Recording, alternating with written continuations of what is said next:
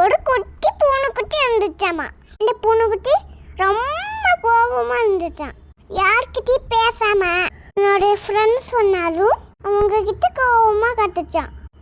இதை பார்த்து அவங்க பூனைக்குட்டியம்மா, இங்க பாடு குட்டி பூனை, இப்படி எல்லாம் கோவப்படக்கூடாதுன்னு சொல்லிச்சான். அது நமக்கு தான் ஆபத்தா முடியும்.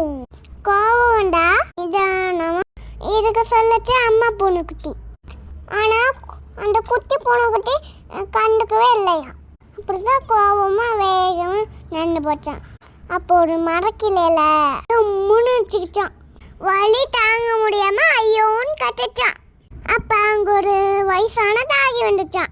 அதான் அந்த குட்டி பூனைக்கிட்ட, இங்க பாடுக்கண்ணா, கோவம் உண்டா நிதானமா இருக்கணும். இப்படி கோவத்தோட எந்த வேலை செஞ்சாலும் அது நமக்கு தான் ஆபத்தா முடியும் அப்படின்னு வயசான தாகி சொல்லிச்சான். குட்டி பூனைக்குட்டி தன்னோட தவற தெரிஞ்சுக்கிச்சான். அம்மா கிட்டே சாரி சொல்லிடுச்சான். சோ கோவம்